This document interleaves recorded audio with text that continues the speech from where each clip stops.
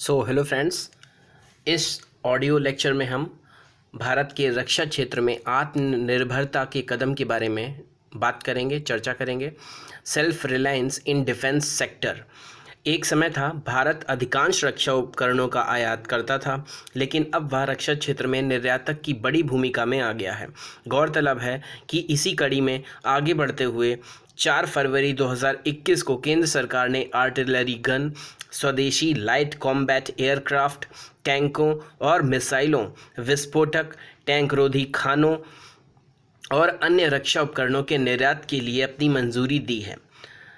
केंद्र सरकार द्वारा स्वीकृत उपकरण क्या क्या हैं देख लेते हैं। सरकार द्वारा कुल मिलाकर 156 रक्षा उपकरणों के निर्यात के लिए यह मंजूरी दी गई है, ताकि मैत्रीपूर्ण देशों को भारतीय हथियारों के निर्यात को बढ़ावा दिया जा सके। भारत सरकार द्वारा निर्यात के लिए स्वीकृत रक्षा उपकरणों में 19 एरोनॉटिकल सिस्टम्स, 16 परमाणु जैविक रासायनिक उपकरण, 41 आयुध और युद्ध प्रणाली, 28 नौसैनिक प्रणाली, 27 इलेक्ट्रॉनिक और संचार प्रणाली का मतलब यहाँ पर सिस्टम से है कि इतने सिस्टम्स जो हैं आपके 19 जो है एरोनॉटिकल सिस्टम्स, 16 एटॉमिक और बायोकेमिकल सिस्टम्स और 41 आयुध और युद्ध प्रणाली के सिस्टम्स और 10 जीवन सुरक्षा आइटम, 4 मिसाइल सिस्टम, 4 सूक्ष्म इलेक्ट्रॉनिक उपकरण और 7 अन्य सामग्रियों का भारत सरकार ने चयन किया है निर्यात करने के लिए। भारत की रक्षा उत्पादन निर्यात प्रोत्साहन नीति। रक्षा उत्पादन में आत्मनिर्भरता को गति प्रदान करने के लिए आत्मनिर्भर भारत पैकेज के अंतर्गत अनेक घोषणाएं की गई थीं।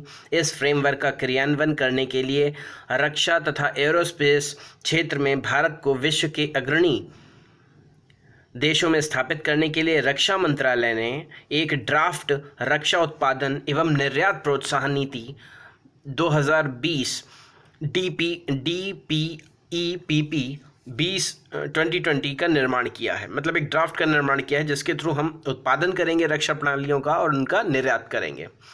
इस नीति के निम्न लक्ष्य हैं, समझ लेते हैं। वर्ष 2025 तक एरोस्पेस एवं रक्षा साजो सामान एवं सेवाओं के क्षेत्र में 35,000 करोड़ 5 बिलियन अमेरिकी डॉलर, अगर भारत के रुपए में देखें तो 35,000 करोड़ रुपए कितने होंगे? 5 बिलियन अमेरिकी डॉलर के बराबर होंगे के निर्यात समेत 1,75,000 करोड़ जो कि 25 बिलियन अमेरिकी डॉलर का टर्नओवर हासिल करना है। मतलब 2025 तक एरोस्पेस और रक्षा के जो साजो सामान है इसमें हमें 35,000 करोड़ का जो है निर्यात करना है और 1,75,000 करोड़ का टर्नओवर करना है। मतलब इतना प्रोडक्शन करके हमें यूज़ करना है या उसे निर्यात करना है। श्रेष्ठ उत्पादों के साथ सैन्य बलों की आवश्यकताओं को पूरा करने के लिए एरोस्पेस और एवं नौसैनिक जहाज निर्माण उद्योग समेत एक गतिमान, सुदृढ़ एवं प्रतिस्पर्धा रक्षा उद्योग का विकास करना है। निर्यात पर निर्भरता कम करनी है एवं घरेलू डिज़ाइन एवं विकास के जरिए मेक इन इंडिया पहल को आगे ले जाना है। रक्षा उत्पादों के निर्यात को प्रोत्साहन देना एवं वैश्विक रक्षा मूल्य श्रृंखला का हिस्सा बनना है। ऐसे वातावरण का निर्माण करना जो अनुसंधान एवं विकास, जिसे हम रिसर्च एंड डेवलपमेंट कहते हैं, को प्रोत्साहन देना है। यह नीति निम्न क्षेत्रों में अनेक रणनीतियां सामने लाती है। कौन कौन सी हैं? अधिग्रहण संबंधी सुधार, किसी का हमें ओवरटेक करना है, किसी को अधिग्रहण करना है। दूसरा क्या है? स्वदेशीकरण एवं MSME जो हमारे स्मॉल उद्योग हैं का स्टार्टअप को सहारा देना है। संसाधन आवंटन का अनुकूलन करना है। निवेश को प्रोत्साहन देना है, मतलब हमारे देश में इन्वेस्टमेंट ज़्यादा से ज़्यादा हो उसको प्रोत्साहित करना है। FDI एवं व्यापार करने की सुगमता लाना है। नवोन्मेष, अनुसंधान एवं विकास, मतलब कि इनोवेशन, रिसर्च और डेवलपमेंट करना है। DPSU एवं OFB, गुणवत्ता आश्वासन, परीक्षण, अवसंरचना एवं निर्यात प्रोत्साहन करना है। गुणवत्ता आश्वासन मतलब क्वालिटी एश्योरेंस देना है और टेस्टिंग फैसिलिटी को इम्प्रूव करना है। रक्षा उत्पादन के लिए भारत सरकार की पहलें। तो क्या पहले हैं भारत सरकार की, देख लेते हैं। वास्तव में भारत की सामरिक स्वायत्तता बनाए रखने के लिए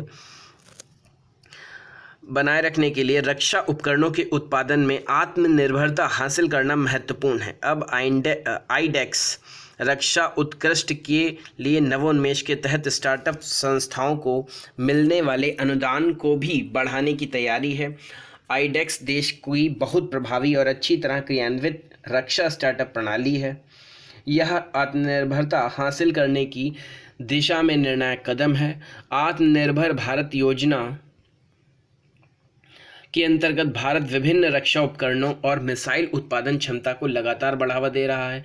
कोरोना संकट ने भारतीय अर्थव्यवस्था को भी नुकसान पहुंचाया है। अब समय आ गया है कि भारत हर क्षेत्र में स्वदेशी प्रौद्योगिकी विकसित करे। जो हमारा इंटरनल टेक्नोलॉजी है, जो हमारा इंडिजीनियस टेक्नोलॉजी है, उसको डेवलपमेंट करे, क्योंकि अब भी भारत अपनी रक्षा ज़रूरतों का लगभग 60% जो है वो आयात करता है, मतलब इंपोर्ट करता है। साथ ही मैन्युफैक्चरिंग इलेक्ट्रॉनिक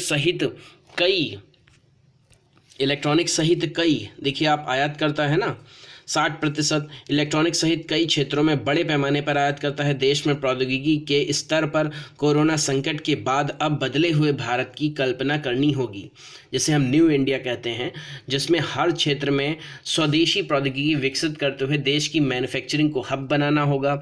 आज हमारे देश की अनेक सरकारी कंपनियां विश्व स्तर के हथियार बना रही हैं। हमारी जो देश की अनेक सरकारी कंपनियां हैं वो वर्ल्ड लेवल के हथियार बना रही हैं, और भारत विश्व के 42 देशों को रक्षा सामग्री निर्यात कर रहा है। भारत की लक्ष्य प्राप्ति के लिए मेक इन इंडिया से आगे मेक फॉर वर्ल्ड की नीति पर भी चलते हुए केंद्र सरकार ने 2024 तक 35,000 करोड़ रुपए सालाना रक्षा निर्यात का लक्ष्य रखा है। मतलब कि इतना का हम तो एक्सपोर्ट करना चाह रहे हैं। सरकारी आंकड़ों से इतर अगर ज़मीनी हकीकत की बात करें तो 2016-17 में भारत का रक्षा निर्यात 1521 करोड़ रुपए था। 2016-17 में ही हमने 1521 करोड़ रुपए का एक्सपोर्ट किया था। किसका? रक्षा उपकरणों का। यानी करीब 700% की बढ़ोतरी भारत ने 2 वर्षों में हासिल की है, जो भारत की निर्यात क्षमता को प्रदर्शित करता है। तो इस लेक्चर में हमने रक्षा क्षेत्र में आत्मनिर्भरता के भारत के कदमों को चर्चा की है। धन्यवाद।